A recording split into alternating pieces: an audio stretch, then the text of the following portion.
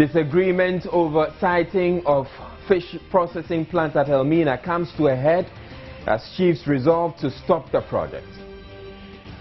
MPs citing a recent attack of a colleague by suspected armed robbers call for better security both in Parliament and at home.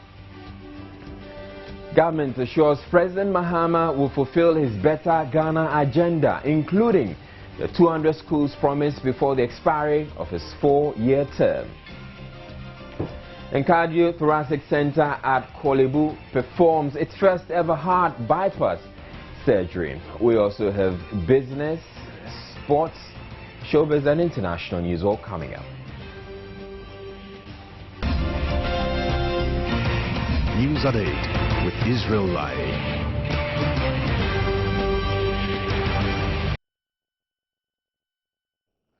MPs citing a recent attack of a colleague by suspected robbers and the Westgate Mall terrorist incident are asking for enhancement of their personal security both at Parliament House and in their homes.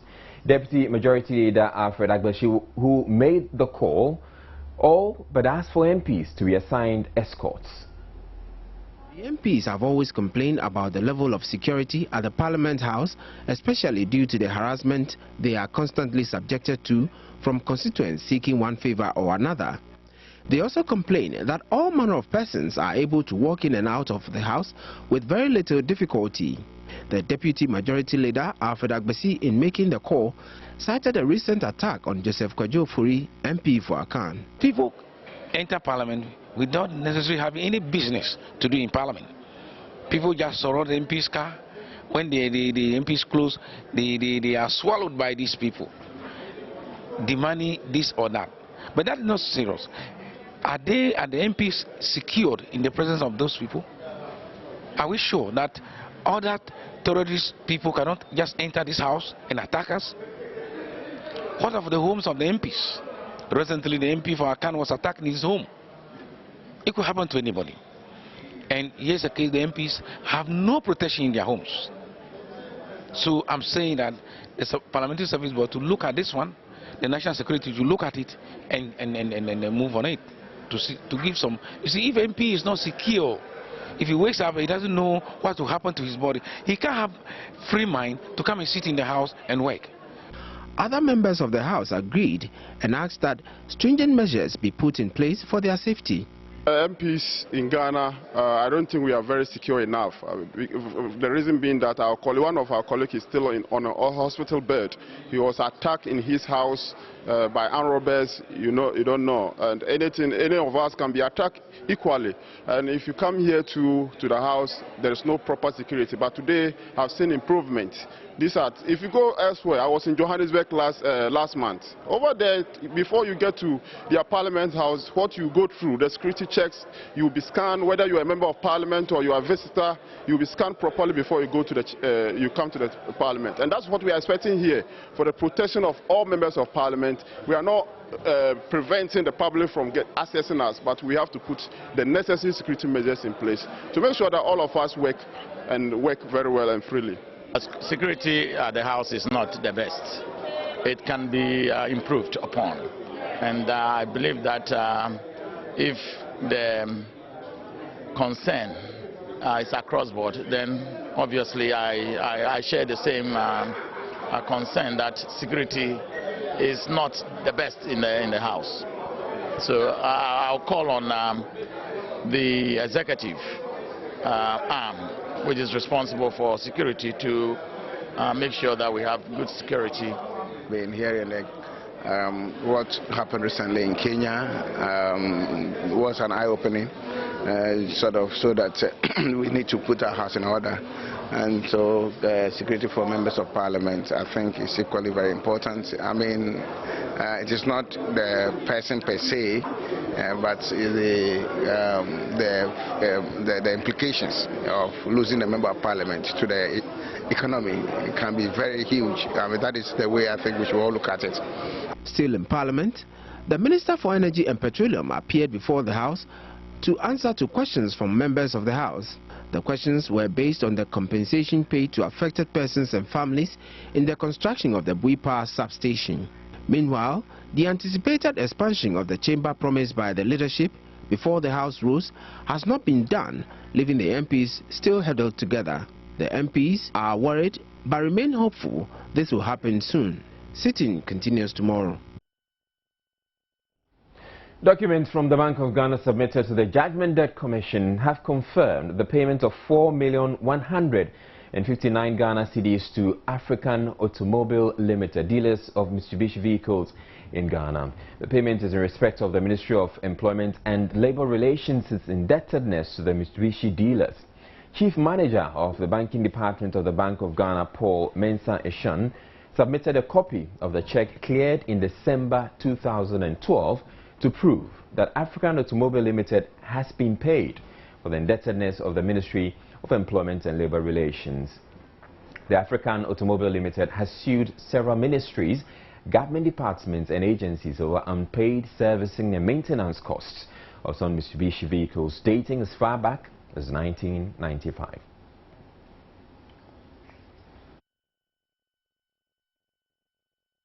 The traditional leaders at Elmina today clashed with contractors working on a fish processing plant at the Marine Park, when the chiefs attempted to stop the project. The chiefs, who have long voiced their disagreements over the project, said their action was prompted by the failure of the Fisheries Ministry to show up for a meeting today to find an amicable solution to the opposition to the project. President Mahama last August cut short for work to begin.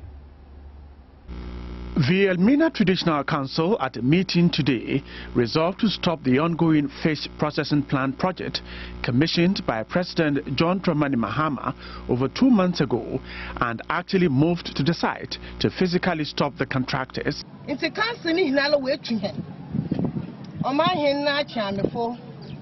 Traditional Council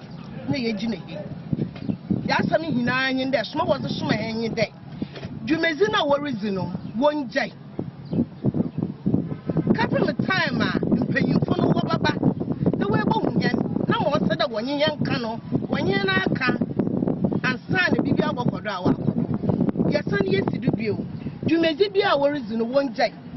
The contractors, however, resisted, resulting in exchanges between the two parties.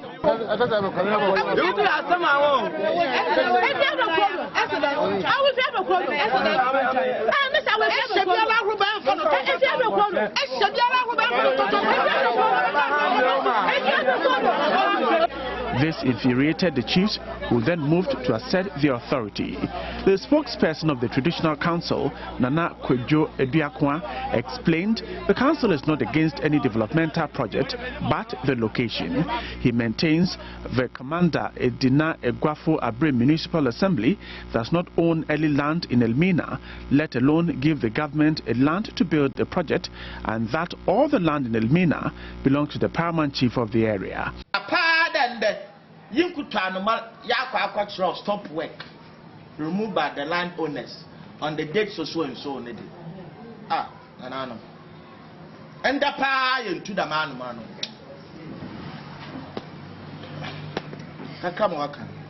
The paramount chief of the area, Nana Kojokondria, on his part insisted the project would have to be stopped till all the parties involved in the case meet to agree on the way forward. We, Nananum, in many occasions had said that we were not informed, and therefore we are inviting all concerns in the project to come sit down with us so that we find an amicable solution to the problem. We want to state here categorically that we are not against any developmental project in our neighborhood. What we are against is that the location in which this project cited, we do not agree.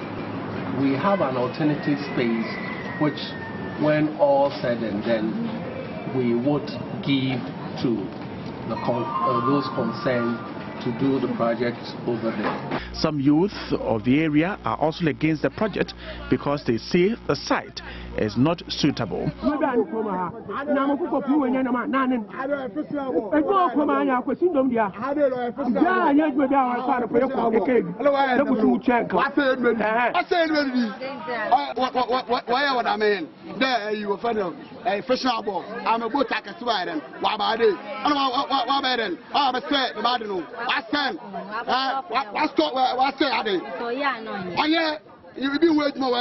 Meanwhile, some laborers at the site say they have not been paid by the contractor since the beginning of the project and called on government to intervene. A ward chairman and some youth of Kobe electoral area in the Misha South constituency today locked the offices of LESDEP and seized the public toilets at Ashtown and Alaba, all in Kumasi, in protest against NDC constituency executives. They accused them of conniving with the LESDEP coordinator Nafiru Ibrahim to deny them resources meant for the constituency and beneficiaries of LESDEP. The demonstrators also locked up other government offices located within the Ashtown Community Center before proceeding to shut down the public toilets. They called for the resignation of the LESDEP coordinator and a presidential probe of his office. They claim beneficiaries of the LESDEP program were each made to pay 950 Ghana cedis for tricycles which have not been supplied. Georgia Banga speaks for them. A recent meeting with the LESDEP coordinator for Menchia, at the present meeting, the LESDEP coordinator for Menchia was present. He claimed the only items his office has received in the past 3 years of the setup of application was only 10 hairdressing machines, 5 sewing machines, 3 tricycles since its inception, which is early, which is clearly not the real facts. Because we know definitely that things that which were brought here were plenty, and they have given us only 3. Thank you, Daddy. And this is what we the state. Thank you. And then the fifth, the leadership or the legislative coordinator in connivance with the constituency executives have formed a looting brigade.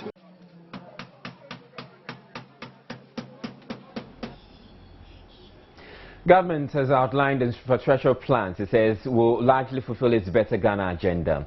Speaking at the media briefing at the Flagstaff House today, Deputy Information and Media Relations Minister Felix Kwachiofusu noted various initiatives in the health, energy and education sectors which have commenced.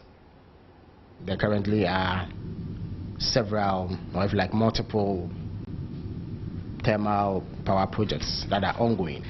There is a Sen power project which will add in excess of 300 megawatts of generation capacity. There's the General Electric project, which is the first phase of a 1,000 megawatts capacity thermal plant. Financial closure for that one has just been completed. And add this to the T3 project of 132 megawatts and the expansion project on the T2, which will add 110 megawatts of generation capacity. There's also the KTPP, the thermal power project, which will add in excess of 200 megawatts of electricity, which is currently ongoing. Now, if you put all of these together, we are inching close to 1,000 megawatts of generation capacity by between now and 2015. And in the health field, I'm sure those of you who have driven past the Wage Hospital would see that construction has begun on what will be a 600-bed medical facility. Now, when you put all of these together, you find that government is pursuing a very aggressive agenda that would ensure that we significantly improve upon our infrastructure across all sectors. We are grateful for the support that we have received from the people of Ghana. He reiterated President Mahama's insistence that his administration is in its first year. With an assurance government will deliver on its promises before 2016. He also refuted suggestions that 50 out of 200 new schools promised by the administration in the first year will not materialize. Now, President John Mahama has meanwhile left Accra for Stockholm, Sweden. The president will be co-hosting the midterm review meeting of the Global Alliance for Vaccines and Immunization, Gavi Alliance, with the Swedish Minister for International Development Cooperation, Evi Engström. The meeting is expected to evaluate the progress made by the alliance in its quest to deliver on the goals of the London Pledging Conference in 2011.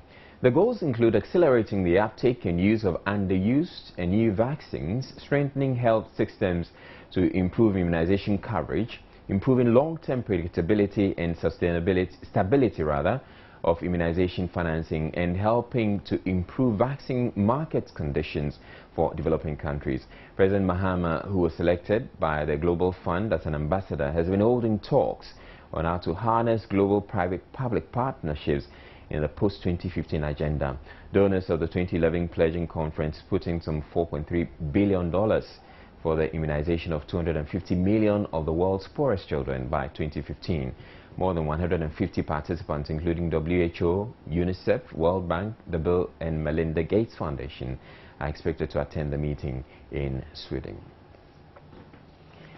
In other news, former press secretary in the erstwhile NPP administration, Kwabena Agyapong, has officially launched his campaign to contest the general secretary position of the NPP. Kwabena Agyapong is hoping to fall on the experience garnered in politics and during his time as press secretary to former President Kufuor. Kwabena Agyapong was accompanied to the press center by his supporters and some leading members of the party, including former General Secretary Nana Ohene-Ntoh and by Kokwe Jr. He then spelled out his intentions. I bring with me the institutional memory of this party. I've been there right from day one, okay? And so I know that a lot of party people know the amount of work I've done in this party, helping to reorganize the grassroots, educating people about the electoral process. And I do believe that politics, all politics, is local, and that we have to strengthen our machinery. I mean, in times I think that there has been a certain preponderance of communication as the main tool of politics. Communication is important, but the field operations and making sure that the polling stations are well oiled, the constituencies are in control. He used the opportunity to deny assertions in some media circles that he was arrogant. I know myself. I think arrogant people are people who disrespect others. And I'm intensely respectful of every Ghanaian. And those who have dealt with me will tell you that. Most of our party faithful gyrated towards me because I will solve their problems for them. I believe that in a day, if you're able to help 1-2 people, you would have done your service to God. So in that respect, there are many people who can give you evidence of how I've been able to touch their lives and affect their lives. Of course, as a politician and as a young man, sometimes you can be very strong and tough. And I used to be quite a tough cookie.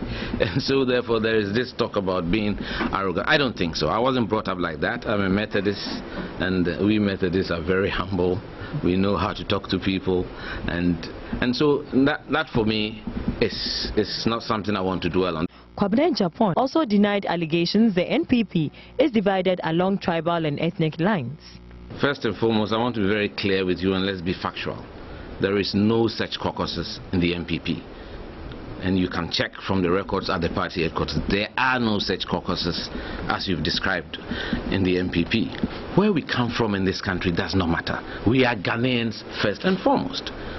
Those who have made it their business to emphasize where we come from, I believe, don't believe in the Ghanaian project. For me, as General Secretary, and I know majority of well-meaning Ghanaians feel like brothers and sisters. We are all Ghanaians. And that's what should unite us. You know, so I think we should look positively into the future. And this talk about division, no, our party is a democratic party. Former General Secretary of the party, Nana Ohene-Ntoh, made a case for his colleague. Indeed, I think Kwabena is totally rounded and very well qualified to do this job. He has a lot of experience as a politician. Of course, he's a professional engineer. With that kind of mind, a person with that kind of mind going into politics, that can tell you that this is a very strategic-minded person. He has a lot of experience in the party, in government. He's a good personality. He has the capacity to think on his feet, and also he's a great team player. I think Kwabena is very well placed to be the General Secretary of our party, and he has very good chance of winning. The election of the executives to lead the party into the 2016 presidential and parliamentary elections is slated for March 1, 2014. Still to come in the bulletin, Cardiothoracic Center Kolebu performs its first ever heart bypass surgery. And in business, Economist Intelligence Unit expresses worry over some economic indicators it says could plunge Ghana's economy into chaos. We'll be back after the break.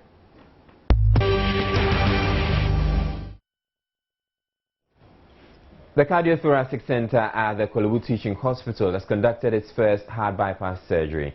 It also marks the first time the process known as coronary stenting is being performed in Ghana.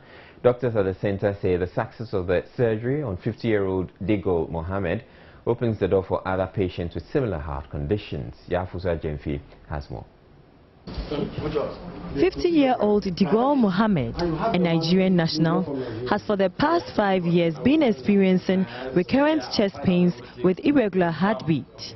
He says he was referred to the Cardiothoracic Center when his condition grew worse. I was diagnosed with hypertension about 4 years ago, and I was on drugs, and of recent I started getting chest pain. Tests were conducted on me, and ultimately there was a need for further tests to reconfirm, diagnose the problem very well. In the course of the event, it was discovered that I have some of my blood vessels are almost blocked, and I was a candidate for stroke or heart attack.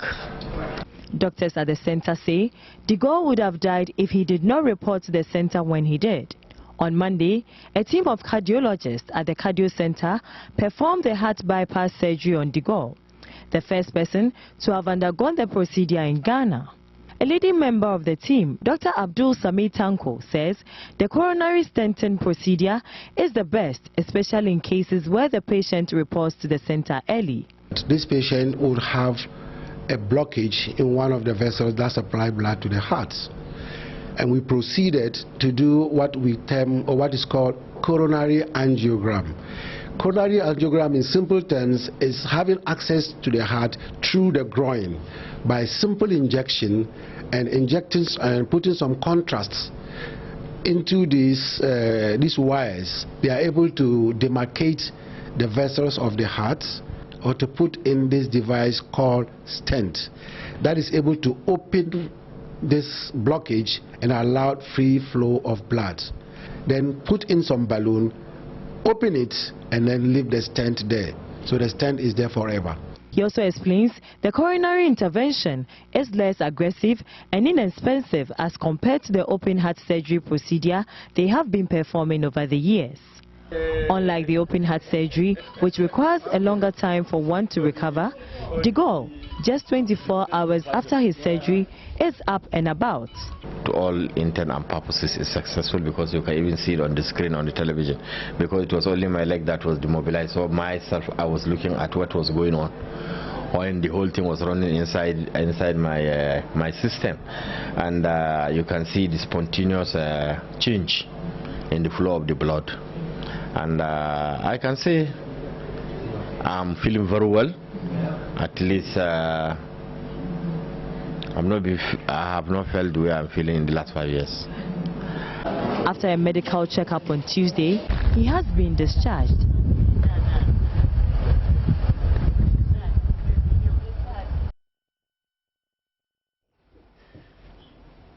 The Multimedia Group Limited has hosted some brilliant but needy students who benefit from the 2013 Educare Trust Fund initiated by the group. The students have been drawn from schools across the 10 regions of Ghana.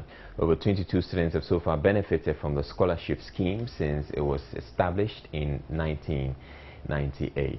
Some beneficiaries shared their joy with the news team. So many SHS graduates want to further up, but because of financial problems, they can't make it. By giving this great opportunity, I hope that they can further their education so that they become a better person in future. Through the media, my teacher was able to get me this, and I'm very happy. It means a lot because it helps my parents and the other students, their parents, to pay for their expenses when they are going to school.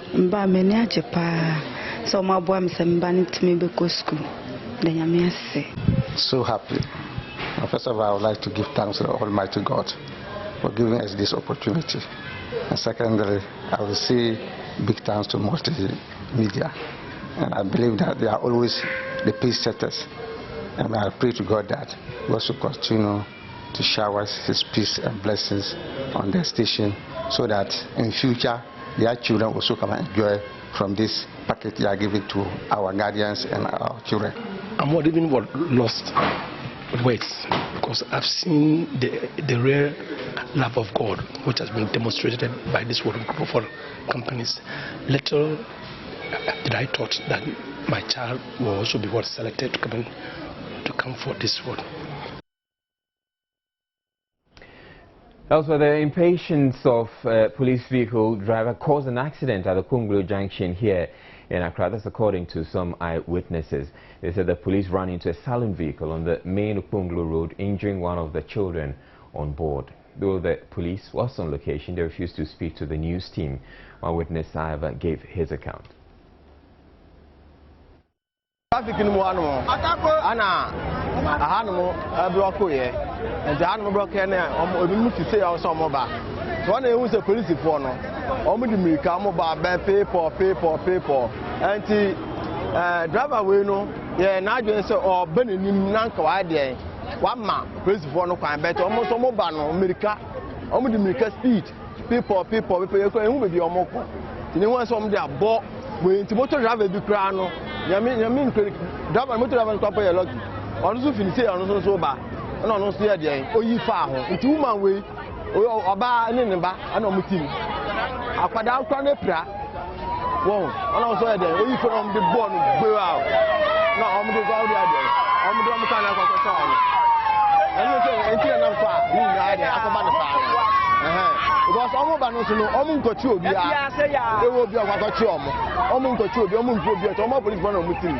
But also Yabutre, Nadia, almost, but only Yabutre.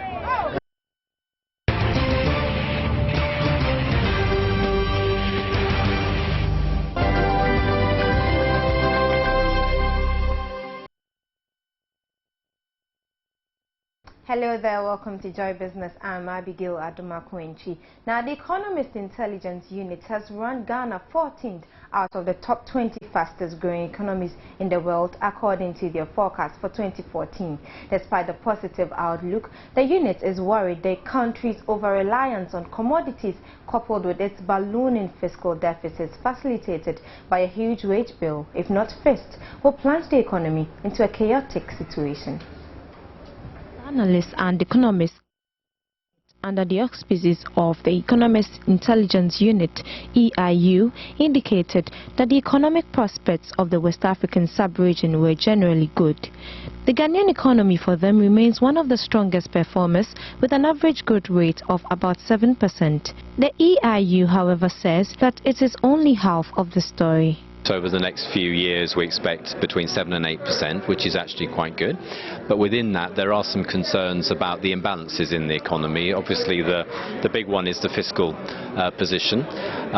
We do expect some improvement there, but the government really does need to be, I think, quite aggressive and clear in setting out a roadmap for how it's going to bring the fiscal position back into order. This is a concern not only for Ghanaians, obviously, but also for the donor community, which have concerns about it, and also other investors. But the key thing is not to depend on commodities for growth. I mean, it's very easy to do so, but then of course you're vulnerable to all sorts of things like the movement in commodities, and it doesn't distribute wealth properly, and so on. So use the commodities windfall to invest in manufacturing, the financial sector, the services sector, bringing more people out of the informal labour market into the formal labour market and so on. And then, of course, once you do that, then you get a much more stable economic growth trajectory. Ghana's public debt stock is over 50%, considered very high for an emerging market with a weak current account position of $5 billion, covering 3 to 4 months of imports, also seen as low. But government says it is addressing all the challenges, particularly that of the fiscal deficit, to salvage the economy from a shutdown. We want to divorce the management of government finances from affecting the rest of the economy. That with the increase in the growth of the economy, the increased GDP, we are going to find that the share of wages in the GDP are going to decline if we don't index the wages to inflation. So that over time, the next 2-3 years, we'll do that. And we'll have to look at the numbers. But the second point in which we tackled decisively was the issue of the subsidies.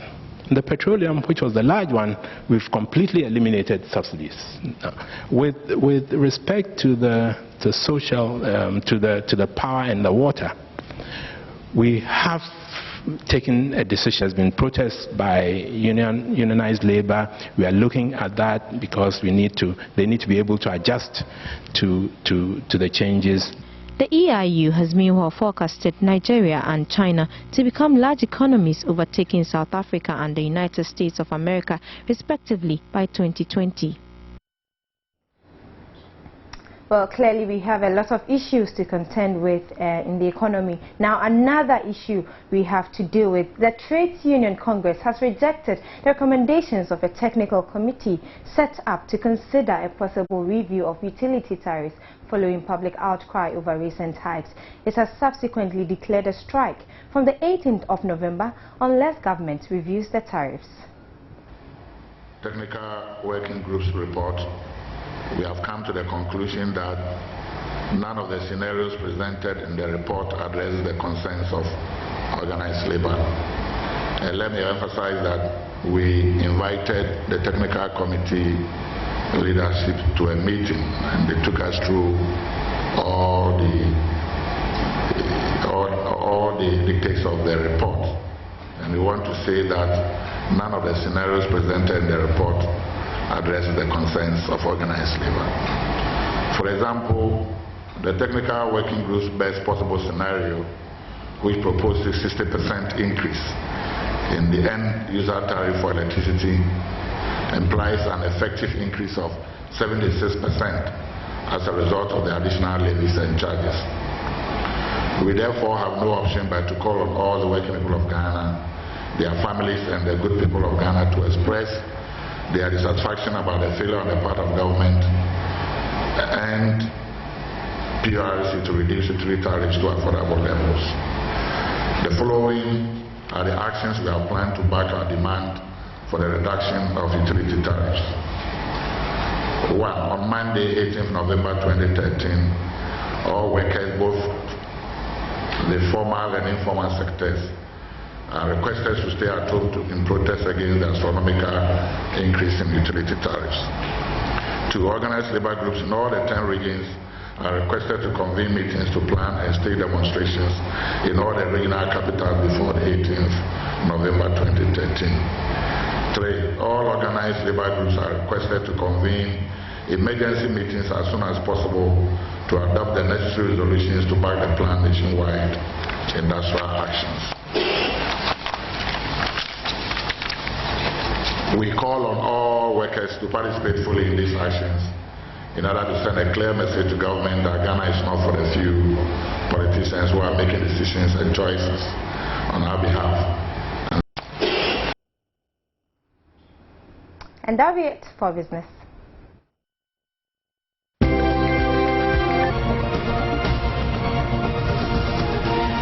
Sports is brought to you to find out how the sports world is shaping up. We start here in the country, and the 2013-2014 MTN FA Cup competition is set to begin in the first week of November, and we'll see clubs from the nation's Premier Division, Division 1 and Division 2 compete not for only the trophy at stake, but also a place in the 2015 CAF Confederations Cup.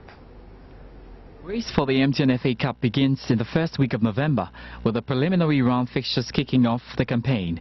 48 qualified teams from the second division will play each other in the preliminary round, same as 48 Division 1 clubs. Qualified teams from the preliminary round will then be joined by the Premier League clubs for the round of 64 draw. Midiama SC are the reigning cup champions after becoming the third different winner in the last 3 seasons of the competition. The team that emerges as winner of the MTN FA Cup competes in the CAF Confederations Cup. Now we cross over the ocean and just find out the world record signing Gareth Bale is on the 23-man shortlist for FIFA's Men's World Footballer of the Year award. But Barcelona's Lionel Messi will be looking to retain the award he has won for 4 years running. Wales winger Gareth Bale joins Lionel Messi and Cristiano Ronaldo among the leading contenders for FIFA's Ballon d'Or award. The 23-man shortlist for the prestigious World Player of the Year award was announced today. The winner will be voted for by coaches, captains, journalists to be unveiled on 13 January in Zurich. Bale faces tough competition for the prize from his Madrid teammate Ronaldo and Barcelona forward Messi, who has won the award for the last 4 years. 5 Premier League players, United's Robin van Persie, City's Yaya Toure, controversial Liverpool frontman Luis Suarez, Chelsea winger Eden Hazard and Arsenal's Mesut Ozil make the cut.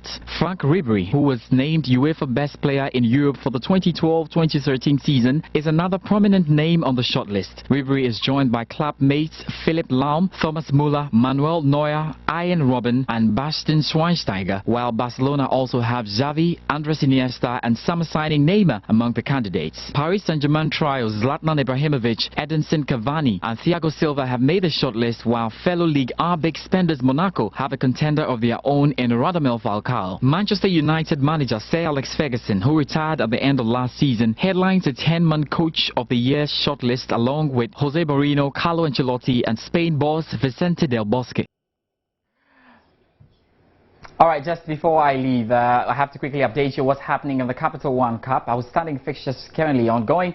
Chelsea are leading Arsenal by 1-0. It's really a game in it. It's just the beginning of the second half. It's a game in which Michael Essien is playing very well. Eden Hazard got the goal for Chelsea and they're going strong after just beating Manchester City over the weekend. As well, we'll look at the other games. Manchester United, they are leading Norwich City by 1-0.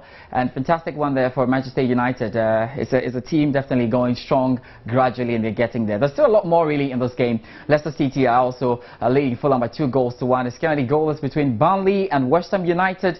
Birmingham City also drawing 1-1 with Stoke City. Alright, so we get into the Italian Serie A. Atalanta is also drawing 1-1 with Inter Milan. And then we can talk about the Spanish Liga, a couple of games there as well. Espanyol drawing goalless with Malaga. And we're still waiting for that game to kick off later tonight between Celta Vigo and Barcelona.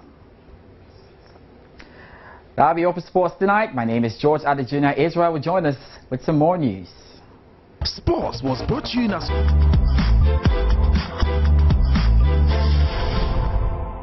Showbiz is brought to you by...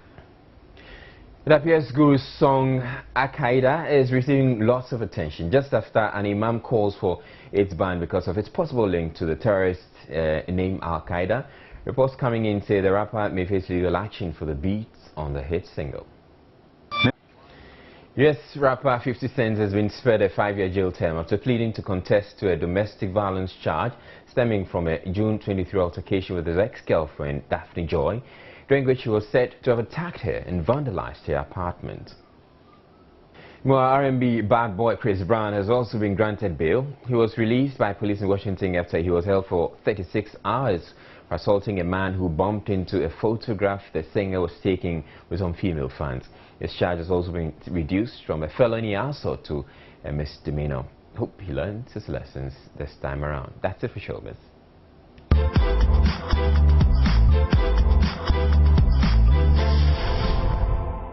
Showbiz was brought to you by Airtel.